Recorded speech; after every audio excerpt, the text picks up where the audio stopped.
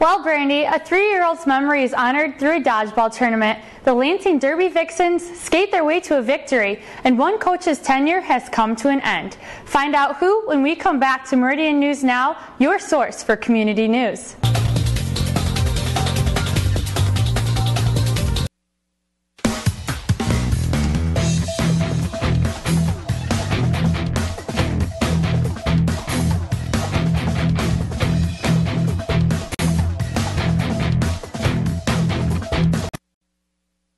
After making school history by leading the Haslett girls varsity basketball team to its first state championship game, head coach Bob Currier told school officials he would be resigning.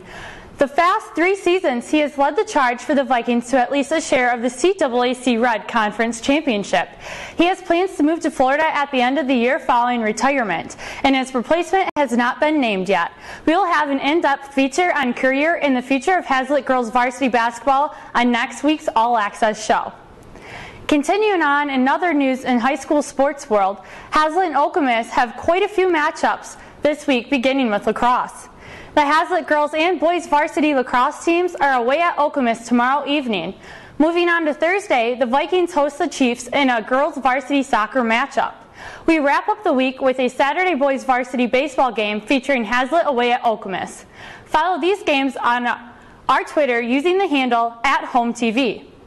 The roller derby season is just starting for the Lansing Derby Vixens. They skated and sometimes got knocked down, but derby's more than that. It's about strategy and communication too.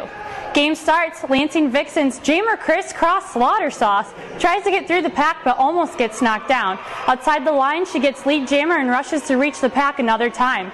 Both teams get 4 points each after that jam. Keela Kilblally gets through 2 Border City Brawlers and scores 2 for the Vixens. They're no joke. Their jammers are slippery. They're going around the edges. So we've been working really hard on just locking it down, being strong and together.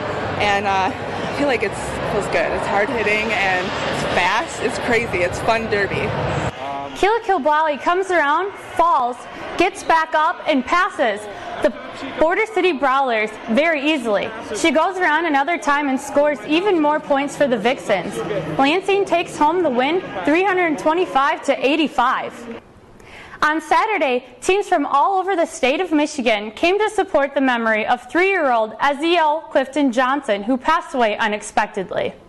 Dodgin for Ezie, a dodgeball tournament organized by Jamel Johnson and Omi Clifton's friends, was held to help raise money for the funeral costs of their little boy, Ezie.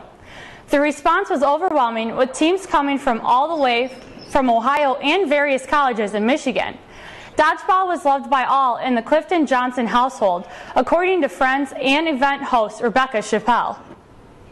He was at our Michigan Dodgeball Cup tournament, which is held here, and Mel brought him in because Mel doesn't play anymore, but he's still coming to games. As he would always come to home games.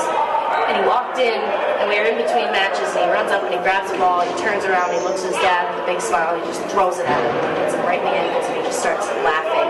His laugh was just so contagious. He's the cutest little kid. And for him to go up and immediately also have a love like that for the sport and to see him and Mel bonding was just so precious.